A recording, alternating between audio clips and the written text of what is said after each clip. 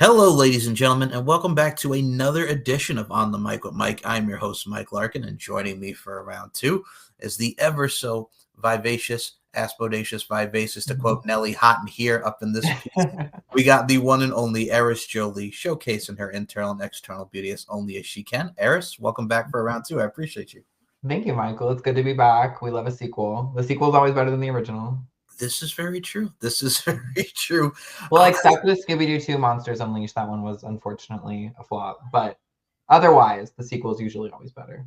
You see why you got to do that to me? Because I remember as a 12-year-old, I actually saw that movie in the theaters. I was so, you know what it was too. We'll put this out there since you're gonna go down the Scooby Doo 2 route. Oh yeah, I can play ball on Scooby-Doo. All right, so here's my thing. It's the scene where Freddie Prinze Jr. friggin' is on the friggin' horse and they're playing Bon Jovi "Dead or Alive" in the background, and I'm like, oh come on, you got Fred coming out to the Bon Jovi music. It's cool. It had its good moments or something. Yes. I don't know. I think it was for me. Like the fashion, like Daphne's fashion, like flopped like so much harder than the first one. Like it really like solidified her as this like 2000s like modern like fashion icon of cinema. And I feel like the second one didn't follow up good enough. She had like the poncho look with the pants, and it just like it didn't do it for me. I feel like they like missed the mark on her fashion, but I mean, it wasn't terrible. It just like it wasn't giving Spooky Island. Like No, I feel you on that. I think that was the same year that Agent Cody Banks 2 came out. For those who remember the Frankie Muniz classic Agent. Yeah, you had those. You had a lot of early 2000s movies with those sequels. My goodness gracious. Yeah, yeah. Like, I mean, I commend James Gunn for the effort, but like, it just like I hate that it just didn't do what I wanted it to do. Like, I think the setting was it was a little dark, a little rustic, and like putting everything in like those like darker environments where the first one had like the island environment, but it still had the haunted house. I don't know. We're getting on a very long tangent about the Scooby Doo like cinematic universe, and we should probably recalibrate. But I'm very passionate about it.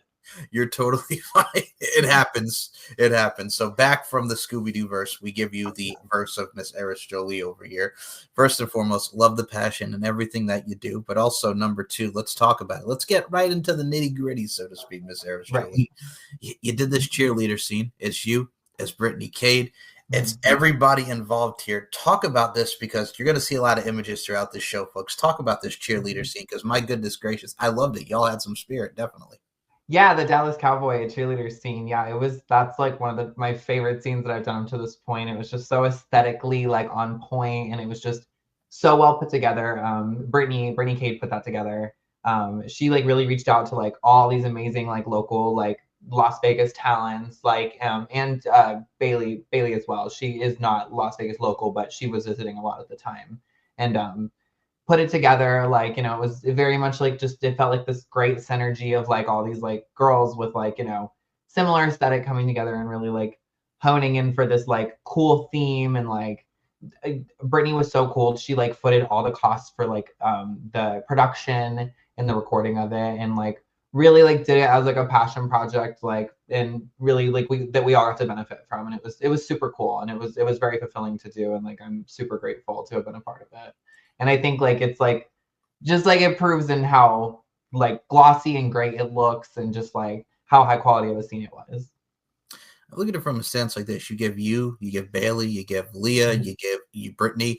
I think what's great about it too is the just overall, when you think of cheerleaders, and I'm going to put this into the forefront, it's like the pop culture vibes of when Baby One More Time came out and she's doing the schoolgirl outfit. Like the cheerleader is one of the best aesthetics ever that showcases sex appeal, that showcases fun, and also represents any friggin' movie or anything that guys and gals go through who love like the cheerleaders and want to be a part of the popular crowd. So it really does showcase a lot of the elements that we even see in our everyday lives.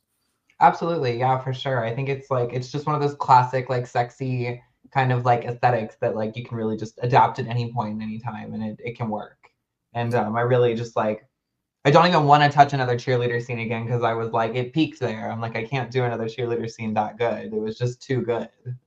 Oh, absolutely. And I think what really translates on camera, and this is what I love about your work, Eris, just showcasing the passion, the ability, and just overall like the enjoyment of it. Like each and every one of you girls really hit the spot, like on the mark, everything. That's what makes great content. That's what makes great raw and passion. That's what makes great stories. So I think if you have all of those boxes checked, then you're golden, man.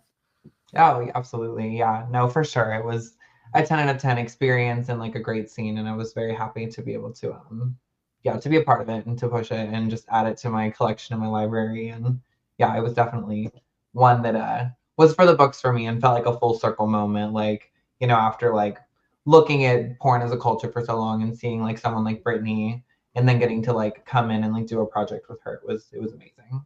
Absolutely. And shout out to each and every one of those women because all of them are just such pros and are just so aesthetically pleasing. And I mean, speaking of aesthetically pleasing, let's get into another one here. The Spider Babes realm, man. Y'all were doing your damn thing. You had Victoria Grant up in there. You had so many people that you're going to see.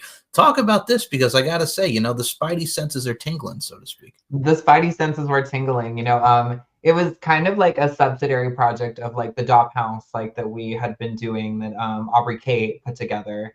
You know, shout out to Aubrey Kate, just putting together so many amazing projects with so many amazing girls and like really bringing us together as a community to like all benefit like together and make work together. Like she's really like rallied us all so much for a lot of that and like really recognize so much of the talent like in Las Vegas specifically and like in surrounding cities and brought us together to like do a lot of great stuff together. So shout out to her because truly that scene wouldn't exist without her. She was supposed to be in it that day actually.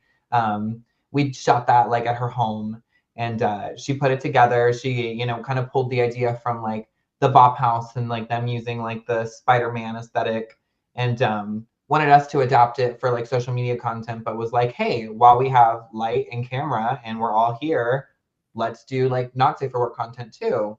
And it was just like really just milking, for lack of a better term, milking our resources and really getting all that we could out of it. But yeah, the energy was like super good, and that was the first scene I ever did with uh, Victoria Grant. and Yep. yeah, with Victoria Grant and like it was such like I felt like really great energy from her like on camera. She's a newer girl like me, like in like the studio scene. Like she lives in Los Angeles, so she's like really put the work into doing studio scenes these past couple years, and like it was cool to see like how much passion and like how much like she lit up on camera and like she came to life, and I really fed off of her energy a lot in that scene, and I had like a new respect for her as a performer after that. I was like, wow, like she's the real deal. Like she really goes for it, and it was really cool to see. So that was the first scene I had gotten to do with her, and that was it was super cool because it was like I respected her so much for like how much work I would see her like actively always like shooting this, shooting that, shooting this, shooting that, but like getting to be with her in a scene, like it was really cool to like feel her passion and like get to like share in that. I think what's great about it too is, and I think for me, like we mentioned, the spider sense is tingling. It reminds me of like when you're a kid and you see like Spider-Man for the first time. I mean, the movie's turning 23 years old this year. I mean, you get to see, you know, William Dafoe and Tobey Maguire, Kirsten Dunst, James Franco, everybody, and you of Mhm. course you think of the soundtrack with Josie Scott and Chad Kroeger with their song "Hero." Like Yeah. that scene, every female wanted to be Kirsten Dunst when she gets saved by the muggers, and everybody wanted to have that passionate kissing scene. So you Yeah. get you get to amplify that with what y'all are doing, and even what we see in many different porn parodies. So Spider-Man always not only is it pleasing to the eye and the aesthetic, but it's that popular culture that people love comic books. You're bringing and gravitating the nerds like myself. You're bringing in Mhm. everybody that just loves a good comic and a movie. So you're also being pleasingly aesthetic in that front. Yeah, 100%. I think it like it really Spider-Man for some reason like I say that that one specifically above so many other like superhero properties seems to really hit a note with people and it seems to really draw people in, you know. It is very aesthetically pleasing, but I think that's just Spider-Man was a universal like property that I think everybody could like, you know, guys and girls. So it was like, you know, I think it's a great one to adapt into porn. And it's funny when we were pushing that on social media and doing all the Spider like Babes content, I was seeing so many like Spider-Man fan pages like interacting with our stuff. And it was just like not something I ever expected. And it was like they were really like vibing with it and thinking it was so cool. And I was like, never in my life did I think we were gonna get like genuine Spider-Man fans like converting to liking our content and enjoying it, like based off of us doing this, you know, this like little crossover like project. I think what's cool about it too is, and I've always said this, and this is what makes anything. I mean, from the cartoons, from the movie in itself. And I will say Mhm. this: just don't see Spider-Man 3. I mean, everybody could talk about Spider-Man 3. No, you I know don't what? think I ever have. I don't think I ever actually have seen it. You've never okay? For you, lucky one over here with the I've never seen Spider-Man I 3. think I've seen the first two movies, like of like the like 2000s like Spider-Man films. Like, it like while we're speaking about Spider-Man, I have to bring this up. Okay, Not a lot, not a lot of people know about this when I talk about like the Spider-Man movie. During the first one, Kirsten Dunst, she did this cover of Turning Japanese. Have you ever heard that? vaguely now. Just explain. I Because like remember hearing it in passing. Go ahead. I think she did it for promo for the Spider-Man film, but that it didn't really get used. And she had like a music video for it and everything where she was in like a little like blue bob, like bopping around with like a bunch of like Japanese schoolgirls. And it was so bizarre. And I like hyper fixated on that for so long and like thought it was like such an interesting thing that happened. And like no one knows about it. Like every time I like bring it up, people are like, what are you talking about? But it's real. And if you have not seen it, like I urge anyone hearing my voice right now, go look up Kirsten Dunst turning Japanese on YouTube, and you're gonna see some shit you didn't expect to see today. Like, I will definitely go and see that out just an there. interesting tidbit about Kirsten Dunst, and like I'm pretty sure it was promo for the Spider-Man movie. No, you're totally fine. I appreciate the tidbit, man. And I mean, Mhm. the thing too is for those who've never seen Spider-Man 3, it's just a lot. It's just, the problem, it's not terrible like it's oh my god, this is the worst thing ever, but it's just a Mhm. lot because in movies and shows when you like cross everything together and it's like Mhm. all of this and it's like a mess and it's like I get it, but it's like you can't just commingle everything and it turns into a whole mush. You know what I'm saying? You Spaghetti see, man. yeah. Yeah. That's literally what it is. But I will say this now: if y'all have never seen Spider-Man 3, see it once, and then if you do, let us know what you think of it. I know it's I'm years old. gonna have to do like a hate watch now. Like I'm gonna have to do like a very overly curious hate watch, like of Spider-Man 3. Well, did you even like it when Andrew Garfield like came along and did his thing with the Amazing Spider-Man, or no? No. I'm trying to like remember. Like my Spider-Man timeline is hazy. Mhm. Maybe I did. I like let me we're gonna Google Andrew Garfield Spider-Man quickly. And I will tell you just based off of okay, yes, okay, the 2012 like Amazing Spider-Man. Yes, I do feel like I enjoyed this. Yeah, no, I remember seeing this and liking it. I did. Can you believe like the depth in his character though? He goes from playing Eduardo in The Social Network, and then he's freaking Spider-Man, which is just crazy to see. Yeah, I mean, hey, it's like that trajectory as a Hollywood actor, that would not upset me. Like I No, would be cool with doing Spider-Man and Social Network back to back. Like seems like a absolutely. pretty good trajectory. Like I agree wholeheartedly with you. And mhm, speaking of trajectory, man, mhm, Spider Babes, cheerleaders, you've also gotten to do a lot of great work. And I got to put this into fruition. Daniela mhm. T, you had a very sexy scene with Daniela T that really blew up that I really enjoyed as well. Talk about that crossover, man, because y'all two had some great chemistry on there. It really did hit the mark. Yeah, Daniela T, like she wasn't like someone I ever like thought I was gonna be working with. Like we're kind of different aesthetically in the way we like approach our content. Like she is so like funny and unserious, like with her social media presence and the way that she like just approaches content making. But it was like getting to talk to her and like getting to vibe with her was actually like really natural, and we actually had great like chemistry like as friends even like, and I was just like we found ourselves like unlikely friends. Like she's really funny, and we both have like a really stupid sense of humor that we really like to indulge. So getting to like actually get on camera with her and like do something together was like it felt really natural because I was so comfortable with her because she's just so cool. And yeah, it was that was a super cute scene. Like we kind of did it like by the seat of our ass. Like I was already shooting like a studio scene that day and I was busy, but we had talked about wanting to do something while I was in Las Vegas back in January. Um, and we made it happen. We got together. I happened to have like the same outfit as her, or like not the same, but a super similar outfit. Like she had the cute little blue set, I had like the cute little pink set, which I actually do have that same set that she has in pink. So I was like, oh, this is ironic. So and we were able to like make it look really cool. And I like the way that one came out with the lighting and everything. And I think it like, it gives like cutesy like little summer party vibes. I'm right there with you. I gotta say, with your aesthetic, and I put this over, and I say this with the Mhm. utmost sincerity, respect, and compliment here, ma'am. It Mhm. reminds me of like the Legally Blonde type of vibes too, or like the Rock of Love Charm School, where like the girls were like, Yes, "Oh, see." that's 100%. Like that's absolutely everything I go for sure. Yeah, I like to like walk the edge of trashy. Like I like a stripper outfit. I like the trashy shit. I love a black highlight in the hair, which I don't have any right now, but I'm talking about getting some soon. Like I love like anything that's a callback to that era of fashion that was really overindulgent in like colors and prints and like kind of had almost like 70s inspiration and like the way that they like did like the tops and like the low cuts and like I that's like that era of fashion like inspires me so much, and I don't care who doesn't like it. I'll never stop doing it. I'll do it until I'm dead.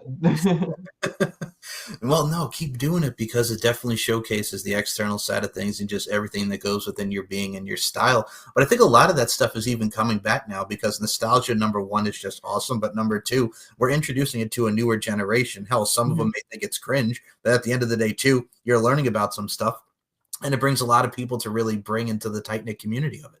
Absolutely. Yeah. I see teenagers now on like TikTok and like Instagram and stuff who adapt like the aesthetic of like the 2000s, like, and they like run with it. And it's a whole style for them because it's something they've never seen before. And it's like, it really intrigues them and they like go really hard. And it's so weird. Like, I'll see like a teenager who's like 17, 18, 19, and they look like they're like a 17, 18, 19 year old in 2003, like with like crazy goth style or like, a very like skanky Y2K like kind of style. Like that's, future cigarette mom style. And it's like it's so cool, like the way that like especially the internet has connected to us to like different realms of fashion and like the way that like young people can find those things and they can pick up on those things because like, we didn't always have immediate access to those things.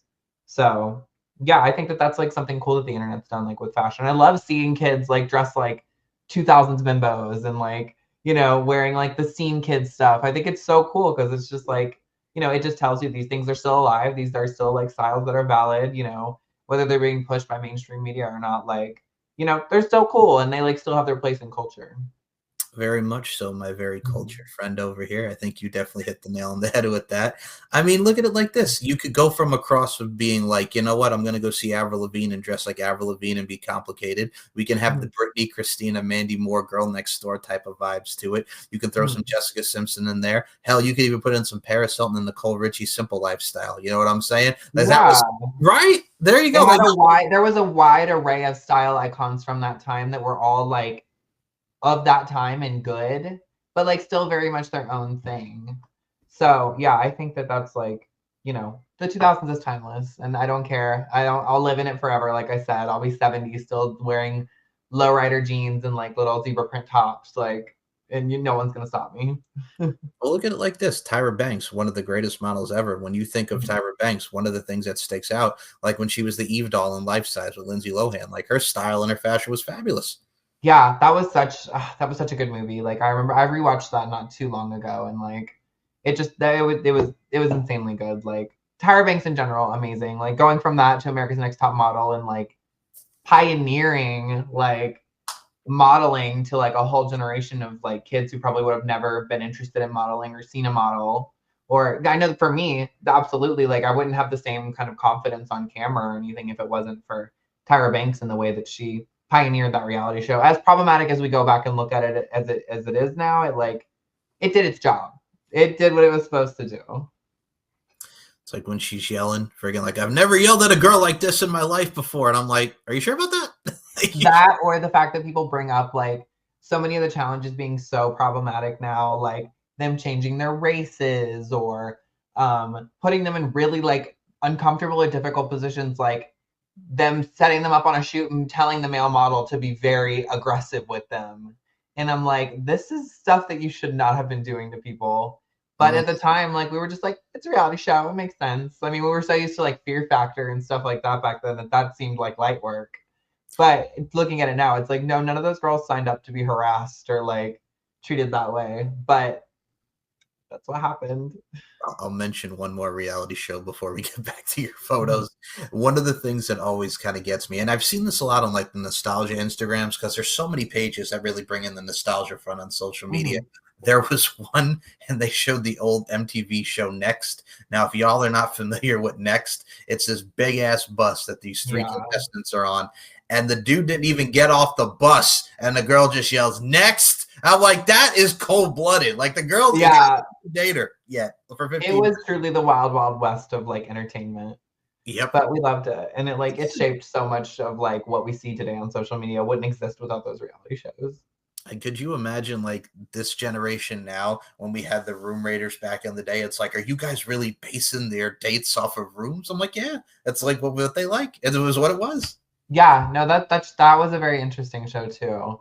But I mean, they have like kind of new iterations of that kind of stuff today. Have you like seen like the YouTube channel that does like the popping, like the balloon popping, where like they will bring in a model and everybody has a balloon, and if you like don't want to date them, you pop Oh it, and yeah. they will give a small amount of information. You might pop it in the middle of their information based on whatever, and then they go down the line and ask, "Hey, why'd you pop your balloon? Why do you not want to date this person?" Like, Yep. I feel like that's our kind of equivalent of like Next and Room Raiders and like even like the Rock of Love and Flavor of Loves. Like we've kind of adapted it into our own like very toxic social media mindsets. Like, So but yeah, that it gives me the same energy. I got to ask you, since we did mention your Rock of Love style with the skirts and everything, Okay. that's very charm school. Now we're going to bring this up with Rock of Love. Which one would you consider yourself to be? Because there were so many ones. There was Lacey, there was Heather, there was Brandy M. Which one would Eris Jolie consider to be of the which Rock of Love girl would you consider yourself to pattern? I would say probably Megan. Like just did the Okay. very like Paris Hilton-y, like bitchy, but like my style definitely like teetered more like into like Heather.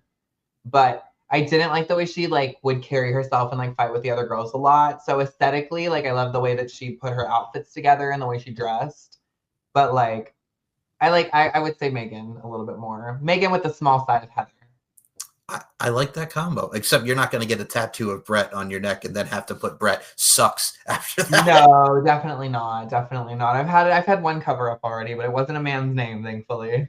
Okay, well, I will say this. All right, we'll talk about the tattoo side because I don't think we touched upon this last time. I always say this when it comes to tattoos, it comes with the body being symbolic. It's the temple. It's everything that tells the story. And I gotta Mhm. say that also adds the aesthetic with you too, because the tattoos you got a badass man. Let's put that over, man. It adds Thank a little nice there. you. I got you. Talk Thank about you. it. Yeah. Good. I Yeah, only talk. have two, but I like both of them actually. I did not like the one on my shoulder for a long time, but I finally have it fixed to where I do like it now. It Okay. like, it's a cute like little heartogram, like nice and shiny and lots of shadowing and depth. And I think it's really cute. It gives me like kind of a classic vibe. It looks like kind of classic biker babe with like a big shoulder tattoo, but I think it like is still feminine and cute because it's like a cute little heartogram that's well done. But yeah, it was a cover up of like a shitty tattoo I got when I was 18 just because I could get a tattoo. So I just threw something on my shoulder, which is a horrible place to get a first tattoo. If you want to get a tattoo and like you're not sure what you want, you just want to get something, don't put it on your shoulder. Your shoulder is very visible. That's a very visible place, especially after transitioning and dressing like a skank all the time. Everyone sees your shoulders. Like, so you really like if you go for a first tattoo, do it on like your wrist or your ankle or something that you can make a lot more subtle. But shoulder's not the best place. But thankfully now I love my tattoo. Well, I will And say. then I have Yeah, a very small finger tattoo on my finger, which is Hello Kitty's bow. I see it. Yep. It's just something cute, and I always wanted like finger tattoos, which I don't have nails right now. Sorry, I hate that I don't have nails right now. I feel disgusting without them, but I just like didn't have anything. I have like no shoots like coming up immediately right now, so and I'm about to have to go back to Kentucky and finish packing up the rest of my stuff because I'm moving here to Las Vegas like fully if unofficially. And I just didn't want to have like super long acrylics trying to pack all my stuff. So I was like, let me go ahead and just let my nails all fall off, and then we'll get them done again after we're done with manual labor. But the Hello Kitty tattoo, yeah, it's just something cute that I got for myself. It was honestly like after I got my boob job and I quit my day job, and I just wanted to do something like cute and small for myself to like do a little bit of self love and just like treat myself and invest in myself a little bit by putting something cute on. And it's uneven. This side is bigger than this side. But if you're a real Hello Kitty fan, for my real Hello Kitty fans out there, you would know that's how Hello Kitty's bow actually is. One side is bigger and one side is smaller. So people always try to like clock me and be like, it's not even. And I'm like, no, it is even. Like, that's the way it's supposed to look. Well, I gotta say, I think both are awesome, and also number two, it adds. And what I love about it too, as well, is Hello Kitty, very popular in culture, and also just everything with what your cover up there. If you have the perfect cover up, which you do, and I gotta say, I think that's one of the things, and I'll say it right now, that also Mhm. attracted me to your work. I'm like, all right, we got some badass ink mixed with some, like the type of vibes that's very colorful. It blends, so you add that level of attraction, man. It's really the amplification of one's character. Yeah, for sure. Thank you. Yeah, I appreciate that. You are I definitely had to rework this one. It was like did not look good for a long time, and I'm very relieved it's finally something that I can be proud of. Absolutely, and as you should be proud. And I'm going to say this because I have to mention your images, folks, because if y'all have not checked this one out on her social medias, I got to say, whether you're doing a modeling shoot or what have you, you never take a bad photo, man. It really does hit the right trajectory of what you're doing. Thank you. Thank you. I owe it all to Tyra Banks and America's Next Top Model and the passion that gave me to always make sure I looked good on camera and, really put effort into that as an adult. So No, very thankful for that. I always put that into fruition because I mentioned to you the thing last time, and I will mention it here again. It's the subtleties, intricacies, and nuances. Like the films are great, but I think a lot of things that goes into it. If like, and you can really gravitate towards an image. Like I said, we're all works of art. What this is an art form. People can say what they will. They can be pish posh about it, but at the end of the day, you're painting your canvas, so to speak. So it's just like fucking do it the best way that you can. Absolutely, for sure. Yeah, it does. It takes passion, it takes heart. You have to care. You have to care very consistently. And if you don't care, you can't do it. Like you just really can't. Like, whenever I like see like newer girls or anything like come into this and like I don't see that level of care and trying to reiterate that to them, it's like if they just don't care, then it's like you might as well not say anything because it's like, well, you either care or you don't. Like you can't make someone care. Like they're either, gonna give a shit about like what they're putting out and how they look and what it's gonna do for them, or they don't. And if they don't, it's okay, but it's probably not for you if you don't. I'm right there with you. I think yes, numbers do also account and accumulate with the business side, but I also think at the same time too, you got to think of the quality over quantity and what you're putting into said scene. Because I mean, the creative juice is flowing, and we'll use you as an example, Miss Eris Jolie. It's like Mhm. you could give me like an anatomy class that you do with that type of film. You could give Mhm. me something that's schoolgirl. You could give me something what have you. But it's stuff like that that gets the creative juices flowing, and it's also something that's quality that you want to put out into the universe and really let things manifest and kind of like marinate, so to speak. Absolutely, yeah. Putting out low quality content doesn't feel good. Like it just doesn't feel good or fulfilling to me. Like, and if I, don't put my all into something, like most of the time I don't want to do it. I've like I like I'll say like I've had like some scenes maybe like that I feel like could have been better, but I try to take those as learning opportunities. But going forward, I always try to plan everything meticulously and make it work. It's not always going to happen, and I think that's something I've had to learn since getting to live here in Las Vegas and like film more consistently, get included in projects more consistently, do studio shoots more consistently. I've had to learn that like you hit bumps along the way, and sometimes you have to just say, I did the best I could with what I had. It's not perfect, but at least I did it. And so giving yourself some grace is something that I've had to learn as a perfectionist, like being like, okay, you know, it didn't come out exactly the way I want, but it still is what it is, and I should try to utilize it for what I can. I do. So, good lessons to learn. Yes, and I have to just say this as well, folks. As she mentioned, moving to Las Vegas. First off, congratulations on the move. I think that's wonderful. That is Thank absolutely wonderful. you. You're welcome. How big is it though, as far as like it's a transition, man? Because you're coming from Kentucky, you're going to Las Vegas, like it's the adult capital of the world, it's the fight Mhm. capital of the world. You have so many resources. I got to say, that's got to be wonderful. It could be a little trepidatious, but you're learning and you're growing with it. So it's got to be great just to even finally setting a lane there. I am for sure. Yeah, I felt like I hit the ground running really hard with it at first, and I definitely experienced a little bit of burnout. I was really pushing myself and having weeks where I was doing something 5 days, 6 days in a row, back to back events and shoots and collabs, and just like going as hard as I could because I was like so pent up for so long and didn't have the ability to do it. I was sitting in Kentucky with a, blonde wig and a dream, but I really didn't have what I have now. And so the second I got those resources, I like burned out really hard because I was just going hard for a few months and then like had to really like rehone and like refigure out like, okay, where am I going to put my energy? You know, I had the horrible like backfire of my Instagram getting deleted that I had been building for a long time. And that really sucked. And I tried to even invest money into getting it back and it didn't work. And it was back for a week and a half and then I lost it again. So had to really recalibrate and decide that I can't sit here and throw money into this anymore. It's not important. You know, I have to find other platforms to push myself on that are going to be more beneficial to me financially because I don't know if it works for other models, but honestly, Instagram really wasn't making me any money. It's just, it was kind of a status symbol. It looked really good. It looked cool. People could always go there, see like my newest like photos and stuff. And it was just glossy and pretty. And it worked really well to connect with other models. It did. It helped me get taken seriously by a lot of bigger name models because they would see my stuff and just be like, okay, her stuff's quality. She looks good. She's putting out good stuff. And you know, but after making those connections, it really didn't do a whole lot for me in terms of translating to revenue. You know, trying to get monetized on social media as an adult performer is like near impossible. Like you have to be huge and really pulling in like, you know, tens of millions of views to really utilize it that way.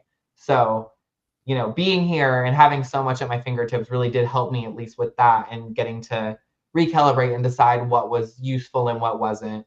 Um, so I've really been able to thankfully use everything at my fingertips to still feel like I'm making an impact on my platforms, even while like losing something that I looked at as really big and important, like Instagram.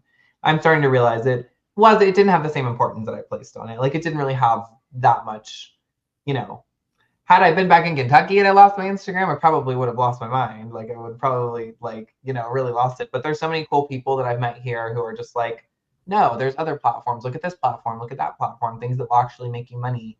You know, so I think having those people around me and having the thing of that is Las Vegas, which is just this giant capital of like capitalism and, you know, events and the glitz and glam of like what, you know, it is to like go to the strip and like spend money and like see things and there being so many cool people here, like thankfully I feel like I'm where I'm supposed to be and it's proving in the way that like things are working out for me and showing up for me and like continuing to go okay for me.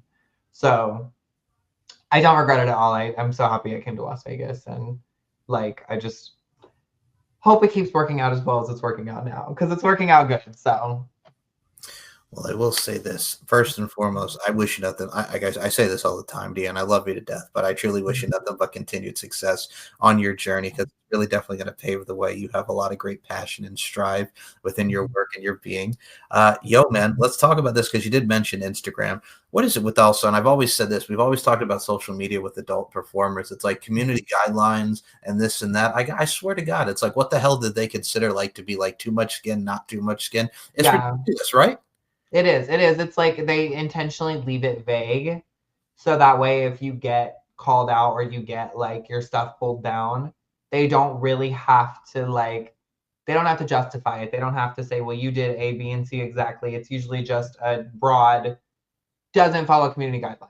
And I'm like, okay, but where and what?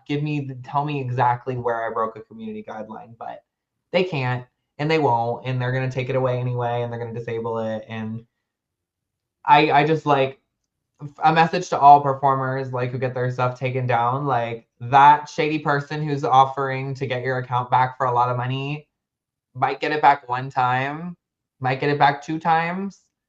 Like there's something with it and there's something shady about it and I don't trust it. And I think that these same people that are getting our accounts back have a lot to do with our accounts getting deleted. And I think it's a weird cycle of pushing us to the same people over and over again. And I think it's like, it's shady and there's something weird about it. And I'm just not playing the game anymore. I've like decided that Instagram is not going to be that important to me. And I'm not investing tons of money into a platform that I'm not seeing tons of money come back from. It's just not what is worth it to me anymore. But Meta and the way that they run their stuff, there's nothing I can do about that on a small scale. So I have to just say, you know, I just have to throw my hands up at it and be like, whatever, I can't do anything about it. Moving on. go to my Twitter, go to my mini vids, go to my OnlyFans, like go to the platforms that do support me and let me do what I'm meant to do. Well, I will say this: you are not only meant to do what you're doing, but you are meant to just be the awesomeness that is you, Miss Eris Jolie. And I have to put this into the forefront as well. We mentioned a lot of great photos. We mentioned a lot of great videos that have really amplified a lot of your work and performance. But I got to say this: I got to mention something. Y'all, if y'all not seen this woman with some Hooters attire, let's put this out here, man. All right, we're gonna go here because Hooters. Who doesn't love the Hooters girls? Number one. Number two, it reminds me of Big Daddy, where his girlfriend worked at Hooters at the time, Adam Sandler. Yes. Yes. But talk about the Hooters vibes, man, because I got to say, you rocked the shoot, man. Yeah, the Hooters. Yeah, that was a super fun one. We did that one like not too long ago. It was like less than a month ago. We shot that. It was, Aubrey Kate once again put that on. Shout out to Aubrey Kate. Like I can't say enough like how much Aubrey has like inspired me and like pushed me to want to amplify my work and like want to put together things that are like going to actively like build a legacy for myself like on these platforms that look good and are like very aesthetically pleasing and worth it. Like, and when she gets all these girls together who like all give a fuck and like want to put the effort into the outfits and the hair and the makeup and the lighting and the camera and all this, it's like we really make some of like the best scenes that I've done. These weren't studio scenes. These weren't like $1 million budgets. These were just us with our resources and like what we had that we could get, making something that looked as good as like a studio scene. And like I think that what Brittany did and what Aubrey did like continues to do with us is like, so that's what every girl who's in this industry should be doing. We should all be investing in ourselves to the level of hiring a professional camera person, getting someone with professional lighting, putting together a concept, like getting girls together, like trying to maximize our, we gotta like put our powers together, like because honestly, like content with multiple trans girls is what sells the best. That's what always makes the most money. So, we got to invest in ourselves and like watching how Aubrey like operates and how she does it and like gets us all together to do it has like inspired me so much and makes me want to do it all on my own. Like, so shout out to her. Like, I can't say enough like how much like Aubrey Kate has inspired me and like what the tools she has now like shown me and given me to do my own work like that. But yeah, like the Hooters was like just it was a fun concept. Like she put it together. We all kind of pulled our pieces together. We went to an actual Hooters and got like a big bag like of wings with food and like we got like the little like basket inserts and stuff to make it look as like legitimately legit as we could. And yeah, we had to make some ranch. I gotta say, even that aesthetic adds so much to it, and like I said, great scene. And I mean, even another besides like the great scenes, I think y'all did like I'm gonna say it, it's like a pissing type of scene the other time. I did see that recently pop up on the social. Can we talk about that? Yes, absolutely. I mean, yeah, I've gotten into like pissing content once again. All credit to Aubrey Kate for really showing me this avenue that I can use to like make more content and more, profit. Like, because it's not something I ever thought was something that like would sell or something that I could do to expand my content reach, but it was like, and I just really didn't know it. And it was literally, it started me, Bailey, and Aubrey. We were out in West Hollywood and it was West Hollywood, Beverly Hills somewhere. We were like driving around all day, like shopping and going out to eat and stuff. And we had just came back from dinner and we were in a parking garage. And Aubrey was just like, "Let's make a pissing video." And I was like, "A pissing video? What do you like? Why would we do that?" And she's like, "No, it'll like people will buy it. Like trust me." And I was like, "If Aubrey Kate tells me to trust her, I'm just gonna trust her." Like she's got the credentials to back it up. So we make this pissing video in like the parking garage and like what do you know? It works and people are buying it and people are wanting it. So we have kind of taken this idea now to everything that we do. When we have a shoot, when we're all together, we're just like, hang on, let's all piss. Like, does everybody got pissed? Like, start drinking water. Everybody, we got to piss. Like, so it's now become a thing that we do additional piss content on top of anything that we do. And I mean, it's truly the gift that keeps on giving because you can always piss.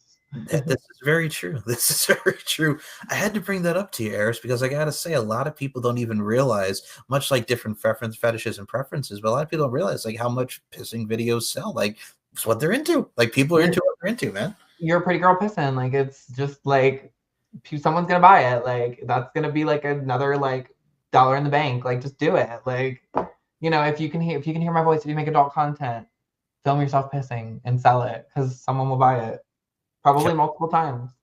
Can we put that on a t-shirt? Pretty girl pissing. Pretty girl pissing, it works. Like pretty girl pissing is like the new rage. Like everyone should pretty girl piss. Like if you're a pretty girl, you should be pissing. It's like how we have white girl wasted. We now have pretty girl pissing. Pretty girl pissing. Yeah, honestly, I should start my own production company called Pretty Girl Pissing. Well, I mean, before with your blonde wig and a dream, that's a book in itself, man. If you ever write a book, there you go. Blonde wig and a dream, babe. Like that's all I had. But we got to fulfill the dream first, and then we can write the book. That's very true. And the dream is a reality, and the life that we have here is worth taking, as well as the path and the journey. And like you mentioned, inspiring before, I have to say this: you, my friend, certainly do exist to inspire, and your path is going to continue just to flourish. I cannot wait to see what comes up next for you. Thank you so much, Michael. I really appreciate that. You are very welcome. And before we close this thing out, we hope you enjoyed this pop culture, porn, everything, style, aesthetic show that we had here today. It's always a blast. Cinematic universe, like yes. Expose. It's always a blast talking to you. You're always just such a joy and such a vibrant. I'd love to have you back for a round 3, Eris. Of course, Michael. Let me do something crazy first, and then we can come back and really dig in. All right. Okay. So before we close this out, I always love asking this with the guests, and I wanted to ask you this as well. Let's talk about what are some of the things thus far within your tenure in the adult entertainment industry that not only are you grateful for, but what are some of the takeaways that you've learned thus far along the ride? What I've learned this far along the ride, especially since our previous interview, you're your own biggest advocate.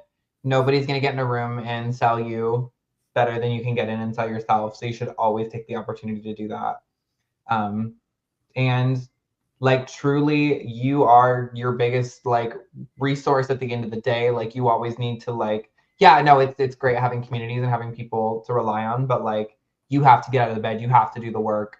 You have to be the one putting in the work for yourself and your own benefit, or you're truly not going to see it. Cause you know, no one's going to do it for you. Like you got to have motivation. You got to be able to get up and do it in the morning. Cause you know, it's the only thing that's going to drive the bus like forward. You got to drive the bus forward, not backwards, and we're not stalling.